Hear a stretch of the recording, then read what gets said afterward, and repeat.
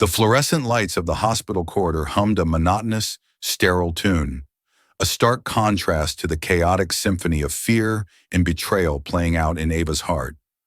One moment, she was clutching her swollen belly, praying for the tiny life within her. The next, the world exploded in a starburst of pain against her cheek. The sound of the slap, sharp and ugly, echoed in the sudden silence. It wasn't the physical sting that shattered her, but the sight of her husband, Liam, his face twisted in rage. And standing just behind him, a smirk playing on her lips, was the other woman. She laughed, a sound as cold and sharp as broken glass, as Ava stumbled back, a hand flying to protect both her face and her unborn child. This single, brutal act in a place of healing was not an ending. It was the beginning of a reckoning, one that would be orchestrated by a power Liam couldn't possibly comprehend. The life Ava Miller had built with Liam Peterson was a carefully curated masterpiece of suburban bliss. From the outside, it was perfect. Their two-story home in the serene community of Maple Creek, with its manicured lawn and a porch swing for two, was the envy of their friends. Liam, a rising star in the finance department of a mid-tier tech firm, was handsome, charismatic, and ambitious. Ava, a talented freelance graphic designer, had lovingly decorated their home, turning it into a sanctuary of warm neutrals, soft textures, and framed photos, capturing their smiling faces from trips to Napa Valley and the coast of Maine. Their life felt like a promise fulfilled, and the most beautiful part of that promise was now nestled safely in her womb. At 6 months pregnant, Ava was radiant.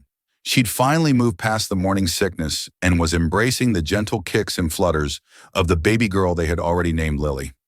She spent her days designing logos for small businesses from her sunlit home office, and her evenings planning the nursery, dreaming of lullabies and tiny pink booties. Liam had been her rock, or so she believed. He attended every prenatal appointment, his hand a steady presence on her back. He'd rub her aching feet at night and speak in low, loving tones to her belly, promising their daughter the world. He was working longer hours, he explained, chasing a big promotion that would secure their future before Lily arrived. "Everything I do, Ava," he'd say, kissing her forehead, "is for you and for her." She believed him. She had no reason not to. The first crack in the porcelain facade appeared on a Tuesday afternoon. A sudden, sharp cramp sent a jolt of pure terror through her. It was followed by a faint spotting of pink. Her obstetrician, Dr. Matthews, had been calm and reassuring on the phone. "It's likely nothing to worry about, Ava," she'd said, "but let's not take any chances. Come into St. Jude's Hospital for a quick check. I'll meet you in the maternity ward." Panic seized Ava. She called Liam, her voice trembling. He sounded annoyed, distracted. "Ava, I'm in the middle of a major presentation. Are you sure it's an emergency?" "The doctor said to come in," she whispered, her hand protectively cradling her belly. "Liam, I'm scared." A heavy sigh crackled through the phone. Fine. I'll leave now. Meet me at the entrance to the maternity wing in 30 minutes. He hung up before she could say another word. The drive to the hospital was a blur of anxiety. Every bump in the road felt like a threat. By the time she pulled into the sprawling parking garage of St. Jude's, her hands were slick with sweat. She found Liam waiting, not by the door with a comforting arm outstretched, but leaning against a wall, scrolling impatiently through his phone. "Finally," he said, not even looking up. "Let's get this over with. I have a dinner meeting with a potential investor tonight that I cannot miss." The callousness of his tone was a small, cold splinter in her heart. "An investor? Liam, our baby. Our baby is fine. You're overreacting," he snapped, finally pocketing his phone and striding ahead. "Dr. Matthews always says you're a worrier." Inside, the hospital was a maze of hushed efficiency. The scent of antiseptic cleaner was overwhelming. They were directed to a small, private waiting room where a nurse took Ava's vitals and told her the doctor was on her way. Liam paced the small room like a caged animal, constantly checking his watch. "This is taking forever," he muttered. "My entire evening is going to be shot." "Our daughter's health is more important than your meeting," Ava said, her voice firmer than she expected. The fear was slowly being replaced by a simmering anger. Liam stopped pacing and glared at her. "Don't you dare take that tone with me. Do you have any idea the pressure I'm under? The sacrifices I'm making for this family? This promotion is a game changer. It means a better house, private schools, a future you clearly take for granted. I take nothing for granted. Ava shot back, her voice rising. Especially not her. Just then the door opened. But it wasn't Dr. Matthews. A young woman stood there, flawlessly dressed in a sleek red dress that looked conspicuously out of place in a hospital. She had long, dark hair, perfectly applied makeup, and was holding a ridiculously expensive-looking handbag. Her eyes, cold and assessing, swept over the room before landing on Liam. A slow, proprietary smile spread across her face. "Liam, honey, I got your text. Is everything okay? You said it was an emergency." Ava stared, bewildered. The world tilted on its axis. She looked from the woman to Liam, whose face had gone chalk white with panic. The pieces clicked into place with horrifying speed. The late nights, the investor dinners, the emotional distance. "Liam?" Ava's voice was a fragile whisper. "Who is this?" Liam opened his mouth, but no words came out. He just stared, trapped between the two women.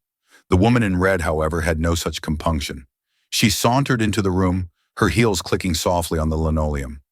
"Oh, you must be the wife," she said, her voice dripping with condescension. She looked Ava up and down, her gaze lingering on the swell of her belly, with a look of undisguised contempt. "I'm Chloe. Liam and I work together, very closely." The implication hung in the air, thick and suffocating. Ava felt the blood drain from her face. She pushed herself to her feet, her body trembling. "Get out," she said, her voice shaking with a potent mix of hurt and rage. "Get out of here now!" Chloe just laughed, a light tinkling sound that grated on Ava's raw nerves. "Darling, I'm not going anywhere. Liam needed me." "Liam," Ava pleaded, turning to her husband, her eyes begging him to deny it, to fix this nightmare. "Tell her to leave." Liam, finally finding his voice, seemed to make a decision. His expression hardened, his loyalty shifting in a sickening, visible instant. He turned to Ava, his face a mask of fury. "Don't you dare speak to her that way, Ava. This is your fault. Your constant drama, your hysterics. You drove me to this." The accusation was so monstrous, so utterly divorced from reality, that Ava could only gasp. "My fault? I'm carrying your child." "Maybe you should have thought of that before you started acting like a suffocating burden," he yelled, his voice echoing in the small room. He took a step towards her, his finger jabbing the air. "You've become pathetic." Tears streamed down Ava's face, hot and furious. "You are a monster," she choked out. "I want you gone. I want you both gone." And then it happened. In a flash of pure, unrestrained fury, Liam's hand came up. The sound of his palm connecting with her cheek was like a gunshot in the sterile quiet of the hospital. It was sharp, loud, and utterly definitive. Ava stumbled backward, her head ringing, a cry of shock and pain catching in her throat. Her hand flew to her cheek, but her other, more instinctively, went to her stomach. A desperate primal need to shield her baby from the man who was supposed to be her father. The physical pain was nothing compared to the complete and utter devastation of her soul. Through her swimming vision, she saw Liam's face still contorted with rage, and behind him, Chloe Vance. She wasn't shocked. She wasn't horrified. She was laughing. A quiet, triumphant smirk had bloomed into a full-blown, silent laugh, her shoulders shaking with mirth as she watched the pregnant wife her lover had just struck. That soundless laugh was the final, fatal blow. In that moment, Ava Miller's world didn't just crack. It was atomized. The silence that followed the slap was heavier than any sound. It was a thick, viscous thing, filled with the hum of the lights, the distant beep of a machine, and the phantom echo of Chloe's silent, cruel laughter. Ava's cheek throbbed with a fiery pain, a physical manifestation of the cataclysmic betrayal that had just ripped her life apart. Her ears rang. The world seemed to tilt, the beige walls of the waiting room closing in on her. Liam stood frozen for a moment, his hand still half raised. A flicker of something, shock, maybe even regret, crossed his face as he looked at what he had done. But it was fleeting.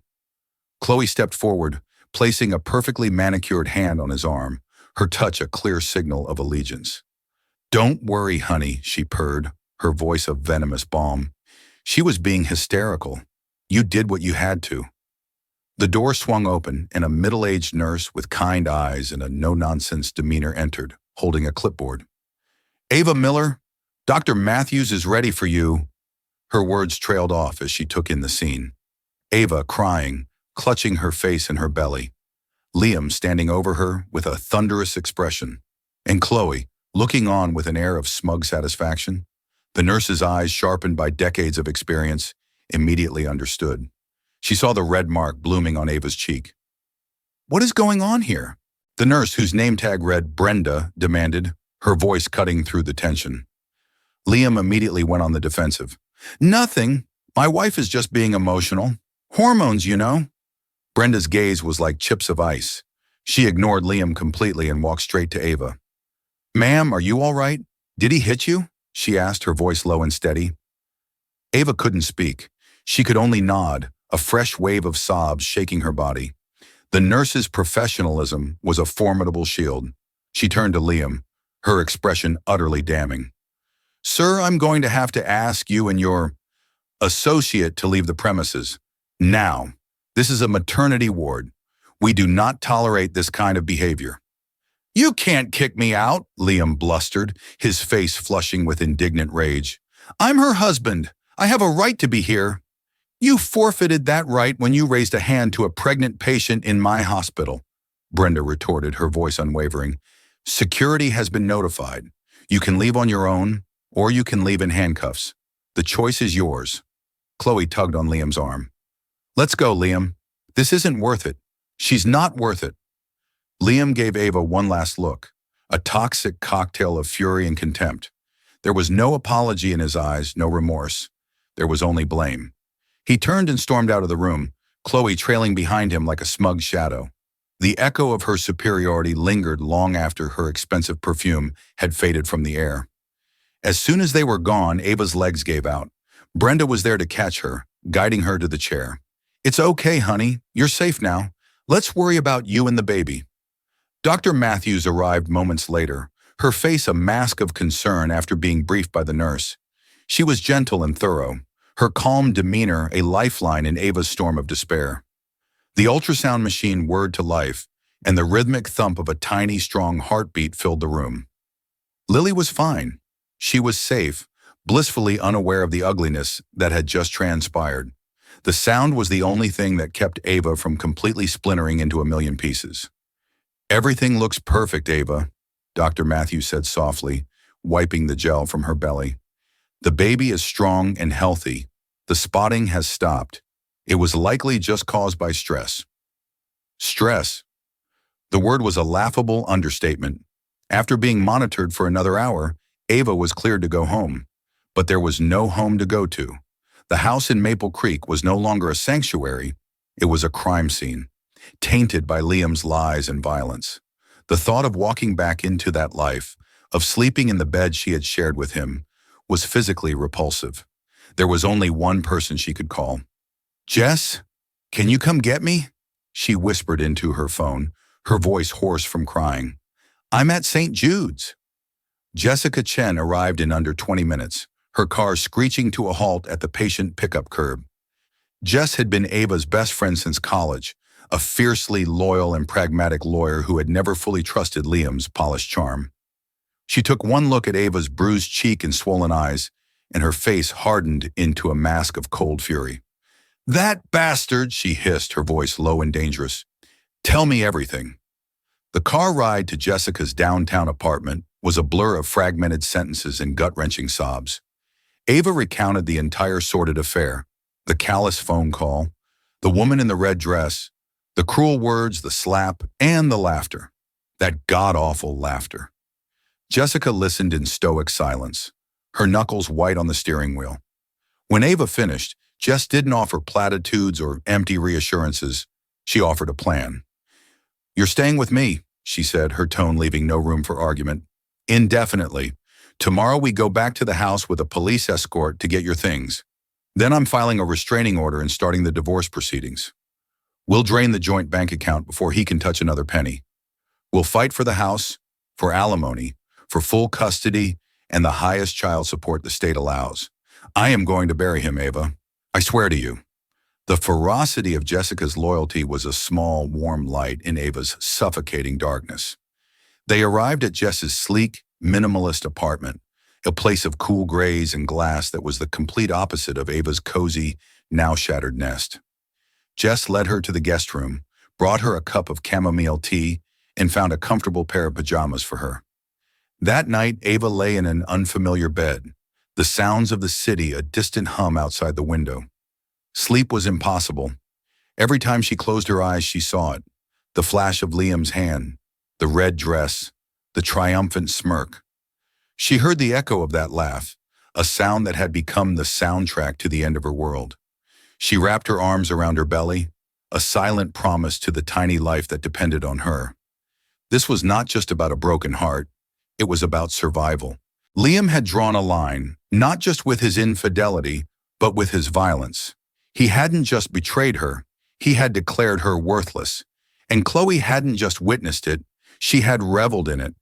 The shock was beginning to recede, and in its place, something else was taking root. A cold, hard kernel of resolve. They thought she was weak. They thought she was a hysterical, hormonal woman they could strike and discard. They were about to find out how wrong they were. While Ava was piecing together the shards of her life in Jessica's spare bedroom, Liam Peterson was celebrating his glorious new freedom. He and Chloe were at Aria, a ridiculously exclusive rooftop restaurant where a single steak cost more than Ava's monthly grocery budget. The city sprawled beneath them, a glittering carpet of lights that Liam now saw as his kingdom. He felt a heady rush of liberation. The slap in his twisted rationalization had been a necessary evil, a final, emphatic severing of a tie that had become an anchor. Ava, with her nesting instincts, her emotional needs, and her constant we talk, had become a weight. He was a rocket, destined for the stratosphere, and she was just ballast. Chloe Vance was the rocket fuel. "To new beginnings," Chloe said, raising her champagne flute. A diamond bracelet glittered on her wrist as she gestured toward the view. "And to leaving the baggage behind." "I'll drink to that," Liam said, clinking his glass against hers. He took a long, satisfying sip of the vintage champagne. This was where he belonged, not in a stuffy hospital waiting room, dealing with a crying pregnant wife. "I still can't believe she had the nerve to speak to me that way," Chloe said, dabbing her lips with a napkin, "telling me to get out, as if she had any idea who I am." Liam chuckled, shaking his head. "She's clueless, lives in her little bubble of paint swatches and baby blogs. She has no concept of the real world, of what it takes to be successful." "Well, you do," Chloe said, her fingers tracing the back of his hand. "And now you don't have her holding you back. My father's going to love you." This was the crux of it all. Chloe wasn't just a beautiful, exciting woman. She was Chloe Vance, the one and only daughter of Arthur Vance, the founder and CEO of Vance Capital, one of the most powerful and ruthless private equity firms in the country. Liam's own company was a minnow compared to Arthur Vance's Leviathan. For months, Liam had been orchestrating this. He'd met Chloe at a corporate mixer and had immediately seen his golden ticket. He'd pursued her relentlessly, weaving a tale of a loveless, dying marriage to a needy, unstable woman. He'd made himself out to be a victim, a brilliant mind trapped in domestic mediocrity. And Chloe, accustomed to getting whatever she wanted, had enjoyed the thrill of the conquest. "He's already impressed with the portfolio reports I showed him," Liam said, puffing out his chest. "He said it showed aggressive foresight. Once this promotion at my firm goes through, I'll have the leverage to make a move. Your father could open doors for me that I could only dream of." "He can do more than that," Chloe said with a smug smile. "He can make you. Once you're officially unattached, I'll introduce you properly. We'll tell him we want to get married. Daddy buys his little girl whatever she wants." The word married sent a jolt of pure ambition through Liam. Marrying Chloe Vance would be more than a marriage. It would be an acquisition. He would become part of a dynasty. The house in Maple Creek would be a distant, pathetic memory. He envisioned a penthouse overlooking Central Park, a garage full of European sports cars, a life of unfettered power and prestige. He felt no guilt about Ava. In his mind, she had brought this on herself. She had failed to keep up with his ambition. She had become complacent. The baby, once a symbol of their shared future, now felt like a messy complication he had narrowly escaped. He'd have his lawyers deal with it. A monthly check, a clean break. That was all she was entitled to. She's going to try and take you for everything you have, Chloe warned, swirling the champagne in her glass. They always do, the spurned little wives. Let her try, Liam scoffed. She has a part-time design gig and a joint bank account that's about to be empty. Her friend Jessica is a lawyer, but she's a small fry corporate litigator. They're amateurs. I've already spoken to my guy, Frank Ballard. He handles the divorces for the senior partners at my firm. He'll bury them in paperwork and motions until she gives up and takes the first lowball offer he throws at her. He was so confident, so assured of his victory. He had the better lawyer, the momentum, and the backing of a powerful new ally. Ava was a nobody, a discarded piece of his past.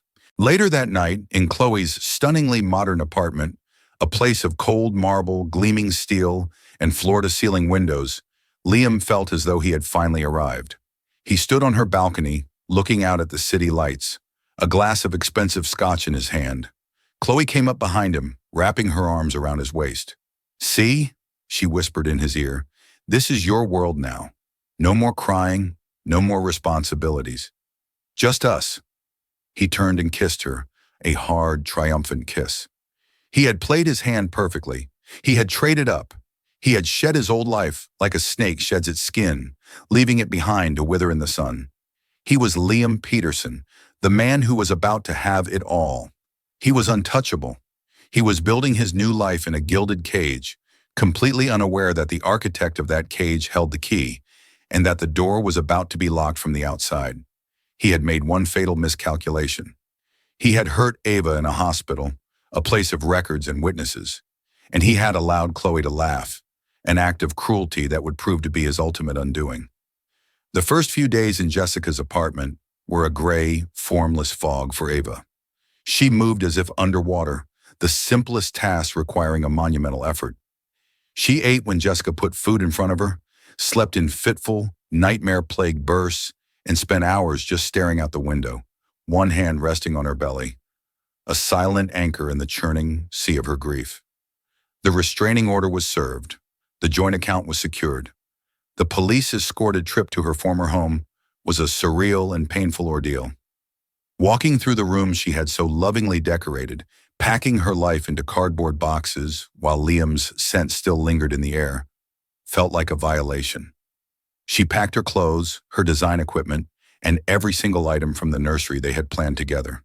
The half-assembled crib stood in the corner of the room like a tiny wooden skeleton, a monument to her broken dreams. She left everything else behind, including the smiling wedding photos on the walls. They were artifacts from a life that no longer existed.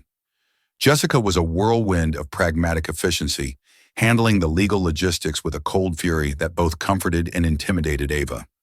But as the initial shock wore off, it was replaced by a gnawing sense of injustice.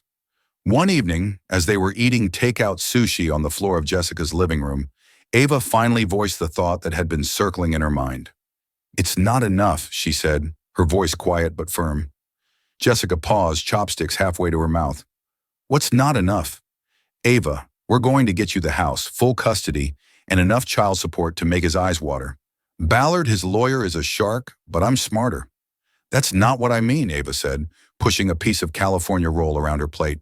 "He'll just pay. He'll complain about it, but he'll see it as a business expense.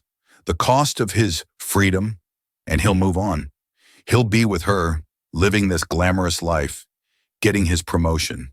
He'll climb his ladder, and I'll be a footnote, a messy divorce he had to clean up." She looked at Jessica, her eyes clear and hard for the first time in days. "He put his hands on me, Jess. He hid his pregnant wife in a hospital, and she laughed. They don't get to just walk away from that. They don't get to win." A slow, appreciative smile spread across Jessica's face. "There's the woman I know," she said. "Okay, so, what do you want to do? Public humiliation? We could leak the story to a gossip blog." Ava shook her head. "No, Liam's a nobody. The story has no legs unless it involves her." She said the woman's name for the first time since that night. Chloe Vance. Vance, Jessica repeated, her brow furrowing. That name is familiar. She pulled out her phone and typed the name into a search engine. Her eyes widened. Oh, you have got to be kidding me. Ava, do you know who she is? Liam said they worked together, Ava mumbled. She doesn't work, Jessica said, reading from her screen. She has a vanity title at her father's company. She's Arthur Vance's daughter, CEO of Vance Capital. We're not talking about a small-time shark, Ava. This man is a great white. He's a legend on Wall Street, known for being absolutely ruthless. They call him the Kingmaker because he builds empires and the Undertaker because he buries his rivals. The information settled over Ava, not with a sense of defeat, but with a strange, terrifying clarity. This was why Chloe had been so confident, so untouchable. This was why Liam had felt so invincible. He hadn't just latched onto a wealthy woman, he had latched onto a dynasty. Then he's the one, Ava said softly. He's the one, what? Ava, you need to be careful. A man like that could crush us without even blinking. He'll protect his daughter and his reputation above all else. Exactly, Ava insisted, a desperate plan forming in her mind. He'll protect his reputation. Do you think a man like Arthur Vance wants the world to know his precious daughter is dating a man who physically assaults his pregnant wife in public? It's a PR nightmare. It makes his family, his legacy, look cheap and sordid. It's a huge risk, Jessica cautioned. He could try to silence you, paint you as a bitter, lying ex. What more can they take from me? Ava asked, her voice raw. My husband, my home, my dignity? They've already done that, but they don't know everything. They think I'm just some emotional wreck who will cry in a corner and take a settlement. They don't know that there were witnesses. The nurse, Brenda. Her kind, firm intervention had been a tiny pinprick of light in the darkness. The next day, Ava called St. Jude's Hospital. She asked for the patient advocate and explained in calm, measured tones that she needed a copy of the incident report from her visit. She mentioned that Nurse Brenda from the maternity ward was a witness to an assault. Hospitals, she knew, were meticulous record keepers, especially when it came to potential liability. 2 days later, an official-looking envelope arrived. Inside was a dry clinical report detailing the events of that evening. It mentioned a domestic dispute, raised voices, and confirmed that security was called to escort an agitated male visitor from the premises.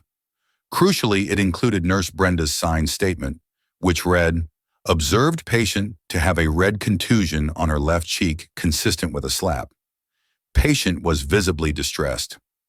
Male visitor, identified as patient's husband, was belligerent. His female companion was also present. It was a sterile, bureaucratic account of the most traumatic moment of her life, and it was the most beautiful thing she had ever read. It was proof. Now came the final terrifying step. Reaching Arthur Vance. She knew she couldn't go through official channels. An email or a letter would be screened and deleted by a legion of assistants. She needed a direct line. Jessica, using her legal research tools, dug deep. She found a name, Robert Harrison, Arthur Vance's longtime chief counsel and right-hand man. He was the gatekeeper, the fixer. Ava spent an entire day composing an email to Mr. Harrison. She wrote and rewrote every sentence, draining all the emotion from it, making it as cold and factual as the hospital report itself. Subject, urgent and confidential matter, regarding Chloe Vance and Liam Peterson. Dear Mr. Harrison, my name is Ava Miller. I am the wife of Liam Peterson, who I understand is in a personal relationship with Ms. Chloe Vance. I am writing to you directly as this concerns a serious incident that could have significant reputational repercussions for Mr. Vance and his family. On the evening of date, an incident occurred at St. Jude's Hospital. Mr. Peterson, in the presence of Ms. Vance, physically assaulted me in a hospital waiting room. I was and am 6 months pregnant with his child at the time. This event was witnessed by hospital staff, and an official incident report was filed, a copy of which is attached to this email. The report includes a witness statement from a registered nurse. I am not seeking financial compensation. I am bringing this to your attention because I believe a man of Mr. Vance's stature would want to be fully aware of the character of the individuals his daughter associates with, especially when their behavior is violent, criminal, and publicly verifiable. I trust you will handle this information with the appropriate discretion. Sincerely, Ava Miller. She attached the scanned PDF of the hospital report and a small, clear ultrasound photo of her daughter. Her finger hovered over the send button for a long time, her heart hammering against her ribs. This was it. She was either handing her enemies a weapon to destroy her completely, or she was lighting a fuse that would lead straight to the heart of their empire. With a deep breath, she clicked to send. The unveiling was complete. The truth was now in the hands of the one man who could either bury it or turn it into a weapon of mass destruction. Arthur Vance's office occupied the entire top floor of the Vance Capitol building in downtown Manhattan. It was a cathedral of power, with panoramic windows offering a godlike view of the city below. The air was still and cool, the silence broken only by the quiet hum of a server and the rustle of paper. Arthur, a man in his late 60s with silver hair and eyes that held the cold, calculating depth of a frozen lake, was reviewing a hostile takeover bid when his trusted counsel, Robert Harrison, entered the room. Harrison was a precise, unassuming man who had served as Arthur's right hand for over 30 years. He held a tablet, his expression uncharacteristically grave. "Arthur, I apologize for the interruption, but something has come in that requires your immediate attention," Harrison said, his voice low. Arthur waved a dismissive hand, his eyes still fixed on the documents before him. "If it's about the Centron deal, tell them our offer is final.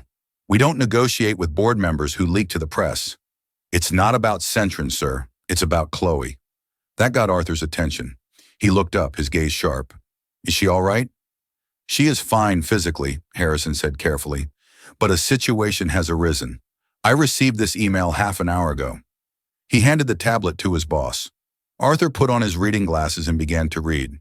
His expression, usually an impenetrable mask of command, shifted. It went from curiosity to annoyance, then to a dark, simmering anger. He read Ava's email once, then a second time, more slowly. He swiped to the attached hospital report and scanned the clinical, damning words. Then he tapped on the ultrasound picture. A tiny, perfect profile of a baby. His daughter's new boyfriend was having a child with the woman he had just assaulted. He set the tablet down on the polished mahogany desk with a quiet, deliberate click. The silence in the room became heavy, charged with unspoken menace. "Get me the head of security at St. Jude's Hospital," Arthur said, his voice dangerously calm. "I have a significant donation to make to their pediatric wing, and I want to discuss their security protocols and find out everything there is to know about this Liam Peterson. I want his credit score, his work history, his mother's maiden name. I want to know what brand of toothpaste he uses. Dig." Harrison nodded. "And what should I tell the sender? This Ava Miller?" "Tell her nothing," Arthur commanded. "We remain silent until we have every fact." For Arthur Vance, emotion was a liability. His initial reaction was a surge of protective anger on behalf of his daughter. This woman was likely a gold digger, a scorned wife trying to extort them. But the hospital report, the witness statement, that was a problem. It was a piece of verifiable objective truth in a messy emotional story. It needed to be handled. Within 2 hours, Arthur was watching the security footage from the hospital corridor and waiting room. It was grainy, black and white, and had no sound, but it was utterly clear. He saw his daughter Chloe arrive. He saw the confrontation. He saw Liam Peterson take a step forward and strike the pregnant woman. He saw Ava stumble back. And then he saw the moment that turned his cold anger into a glacial rage. He watched his own daughter, the child he had given everything, smirk. He saw her shoulders shake with silent, triumphant laughter as the other woman wept. The sight filled him with a profound sense of disgust. It was not the act of a Vance. Vances were ruthless, yes. They were predators in the boardroom. But they were not cheap. They were not cruel for sport. This was common thuggery, a display of pathetic, brutish weakness from the man, and a shocking lack of class and empathy from his daughter. Liam Peterson wasn't a shark, he was a bottom feeder, and Chloe had brought him into their world. He leaned back in his chair, the light from the city reflecting in his cold eyes. Liam Peterson had made 2 fatal errors. First, he had created a verifiable paper trail of his monstrous behavior. Second, and far more importantly, he had embarrassed the Vance name. He had made Arthur Vance's daughter a party to his squalid, violent drama. This wasn't just an offense. It was a contagion that needed to be eradicated. He buzzed his intercom. "Robert, come in here, and close the door." When Harrison entered, Arthur's face was set like granite. "The woman was telling the truth," he said. "I've seen the footage."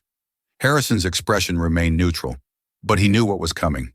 He had seen his boss in this state only a handful of times, always before he systematically dismantled a rival company, leaving nothing but scorched earth behind. "What are your orders, Arthur?" "The man, Liam Peterson," Arthur began, his voice dropping to a low, lethal tone. "I want him ruined. I don't mean fired. I mean obliterated, a financial ghost. I want him to be so toxic that no one in this city will hire him to sweep floors." He laid out his plan with the precision of a master strategist planning a campaign. First, his job.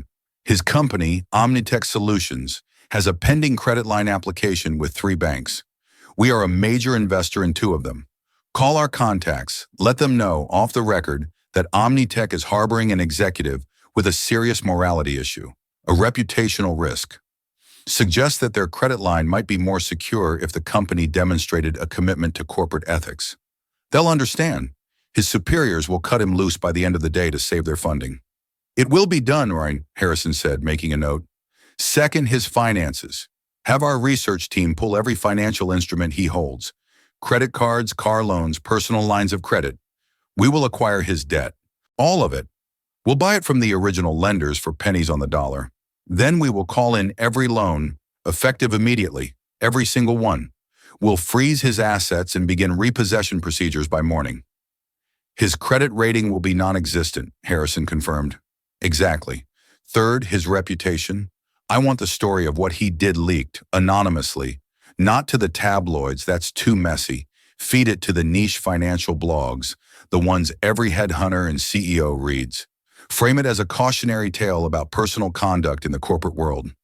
No names at first, just the details. A mid-level finance exec, poised for a promotion, lost everything after a violent public outburst involving his pregnant wife and a prominent socialite. The whispers will do the work for us. His name will become poison. "And Chloe?" Harrison asked carefully. Arthur's jaw tightened. "My daughter has shown a severe lapse in judgment. She needs to learn that our name is a shield, not a license for depravity. Cancel her credit cards, all of them. The trust fund disbursement she receives next month is to be suspended. She is to be informed that her project manager title at the company has been eliminated. She can learn the value of $1. When she comes crying to me, I will explain to her, in no uncertain terms, the consequences of her actions." He paused, his gaze drifting to the city below. "There is one last thing, Robert. The woman, Ava Miller." "Sir?" "She came to us with the truth. She didn't ask for money. She gave us the ammunition to protect our own name. There is an honor in that, a strength I had not expected. Set up a blind trust, fund it, generously. It is to be for the benefit of her child, Lily. It should be managed by a third party and presented to her after the child is born. No strings attached. It is not a payment. It is a balancing of the scales." Harrison nodded, a flicker of admiration in his eyes. "Consider it all done, Arthur." As Robert Harrison left the office, Arthur Vance swiveled his chair to face the window once more. The sun was setting, painting the sky in hues of orange and purple. Down below, in one of those millions of glittering lights, Liam Peterson was likely enjoying a cocktail, blissfully unaware that the sky was about to fall on his head. Arthur Vance felt no satisfaction, no joy. This was not revenge. It was sanitation. It was the simple, dispassionate, and utterly complete extermination of a pest he had allowed to crawl too close to his house. The architect of ruin had drawn his blueprints, and the demolition was about to begin. Liam Peterson was on top of the world. The week following the hospital incident had been the best of his life. He had moved his essential belongings into Chloe's apartment, a palace of modern luxury that made his Maple Creek house feel like a hovel. He'd had a final, triumphant dinner with the investor he'd almost missed, sealing a deal that earned him praise from his firm's senior partners. The promotion to vice president was no longer a possibility. It was a certainty, due to be announced at the end of the week. His lawyer, Frank Ballard, had assured him the divorce would be a slam dunk. "She's emotional. He's got her cornered," Ballard had said with a smug chuckle over the phone. "We'll drag it out. She'll run out of money for her little friend's legal fees, and she'll settle for scraps. Don't you worry." On Thursday afternoon, Liam was sitting in his office, fantasizing about which model of Porsche he would buy with his new salary, when he received an urgent summons to the office of his boss, Mr. Henderson, the firm's chief financial officer. Liam grinned, assuming this was the big moment, the pre-announcement congratulations. He walked into Henderson's office with a confident swagger, but the atmosphere was frigid. Henderson was there, along with the head of human resources, a stern-faced woman named Diane. They both looked at him as if he were a piece of garbage they'd found on their shoe. "Liam, have a seat," Henderson said, his voice flat and devoid of its usual warmth. "What's going on?" Liam asked, his smile faltering. "We've been made aware of a situation," Diane from HR began, her voice clinical, "an off-the-books incident of personal conduct that reflects very poorly on the company. It constitutes a serious violation of the morality clause in your employment contract." Liam's blood ran cold. "What are you talking about? My personal life is my own business, not when it poses a reputational risk to our firm and our financial partners," Henderson cut in, his eyes hard as steel. "We just spent the morning on the phone with our bankers. They expressed grave concerns. Your actions, Liam, have jeopardized a 9-figure credit line for this company." "My actions? What actions?" Liam demanded, his voice rising in panic. "We know what happened at St. Jude's Hospital," Diane said. "Security is here to escort you from the building.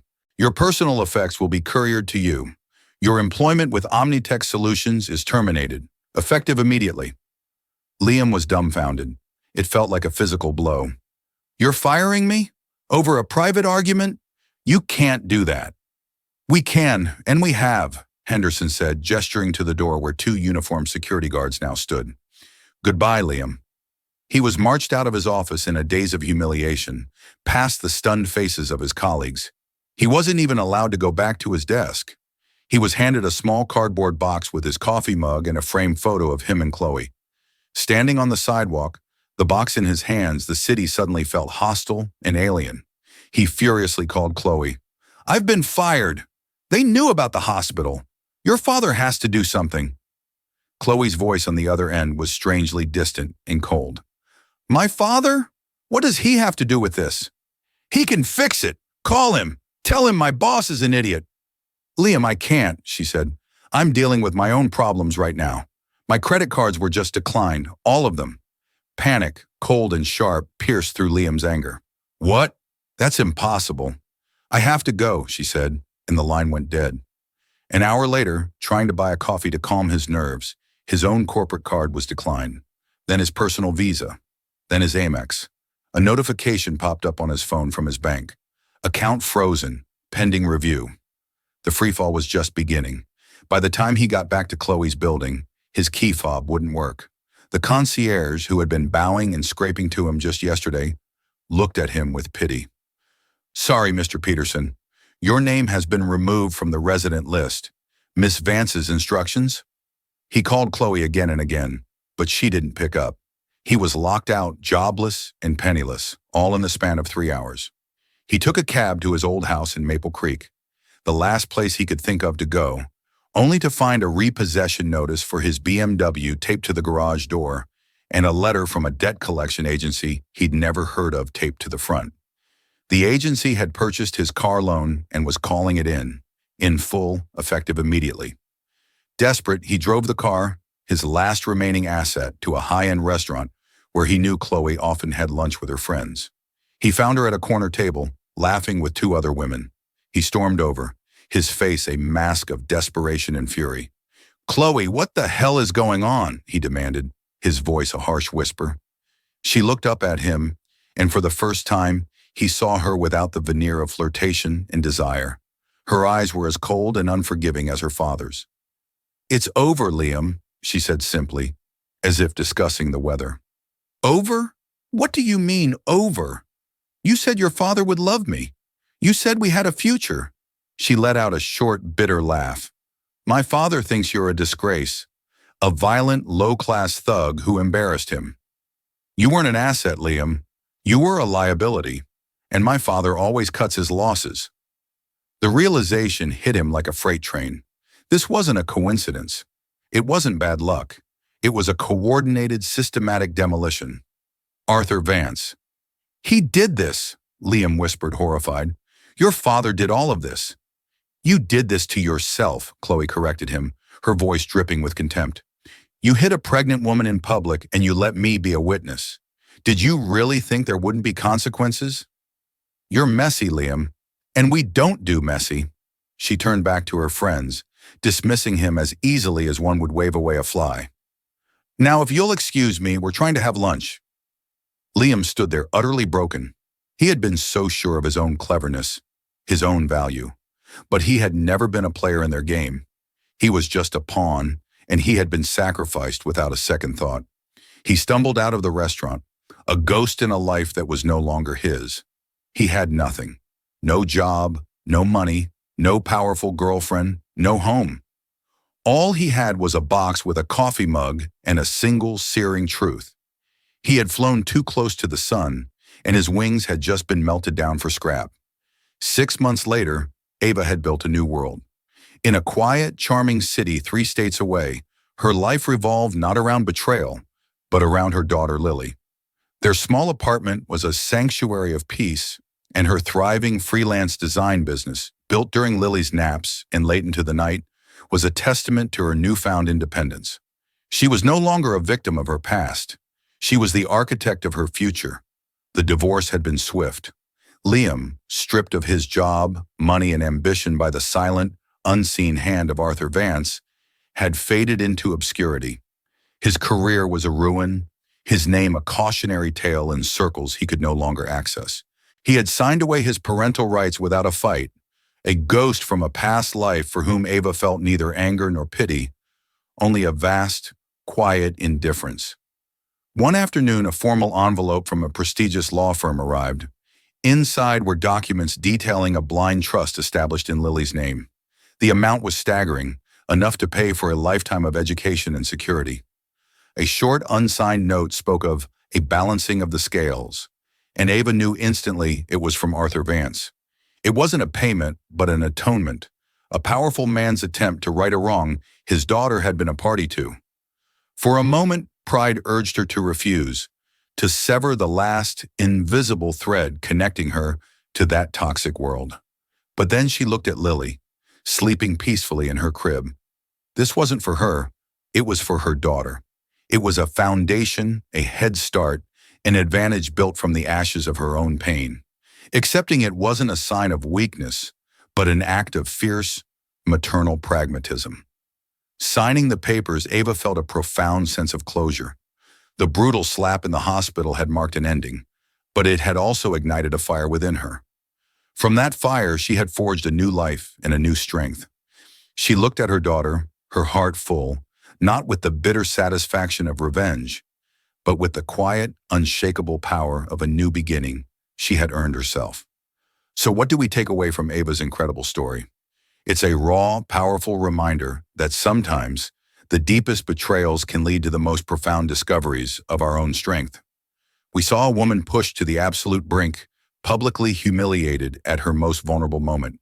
But she didn't just crumble. She fought back, not with rage and hysterics, but with intelligence, courage, and strategic precision. This story is about the satisfying, brutal downfall of an arrogant man. But more than that, it's a tribute to a mother's resilience and the incredible power of refusing to be a victim. Liam and Chloe thought a slap and a laugh could break her, but they only succeeded in awakening a force they couldn't control. What would you have done in Ava's position? How do you think Arthur Vance's act of creating the trust changes the narrative of his character? Let us know your thoughts in the comments below. If this story of justice and empowerment moved you, please hit that like button, share it with someone who needs to hear it, and don't forget to subscribe to our channel for more unforgettable real-life dramas. Thanks for listening.